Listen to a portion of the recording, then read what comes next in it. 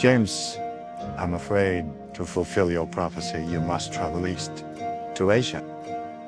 The truth is, you must prepare. Darkness moves in silence. I've seen its shadow, James. It comes for you soon.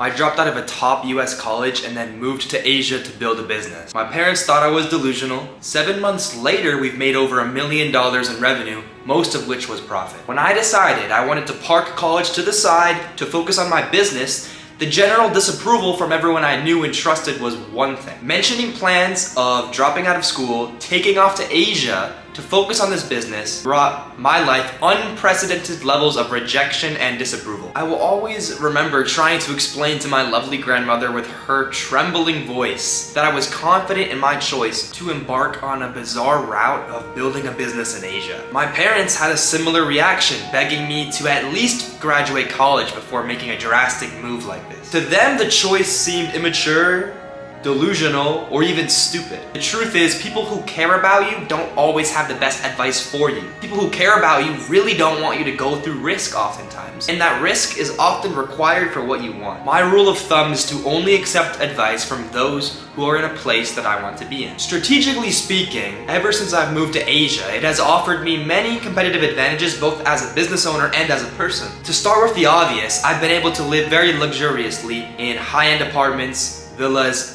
Airbnbs. The buying power advantage here is remarkable. Meals are cheap, housing is cheap, electricity is cheap. I can get everything I need and not spend too much. My current lifestyle would probably cost 10 to 15 times as much over in the States. I'm saying this because I genuinely believe it gives me a competitive edge over everyone else who's competing for the same customers as me. Additionally, the buying power here has given me the opportunity to hire a chef who also cleans for me. This has been game-changing for saving time. Since coming to Asia, I've been able to prioritize and isolate my health. I've been eating well, sleeping well, getting regular exercise, and I've had access to fantastic healthcare. I definitely feel healthy out here. On the other hand, there are less obvious reasons behind me moving to Asia. Being from the States, this move put me in complete isolation. My average day is spent 10 hours at a desk on a computer. I knew damn well that coming here would put me in an extremely lonely environment. And so basically, I've been able to test myself in monk mode. I've been tracking and maximizing productivity like never before. Beyond that, I've been able to isolate my weaknesses. When you work alone, live alone, and do everything alone, there is nothing or nobody you can blame for anything that goes wrong except yourself. Have an unproductive day? My fault. Bad workout? My fault. Woke up tired? My fault. Gave into some kind of craving or desire? My fault. Scrolled my phone 2 hours before falling asleep for no fucking reason? That's my fault. And not making adequate progress towards some kind of goal or metric? My fault. Because I have everything a 20-year-old would need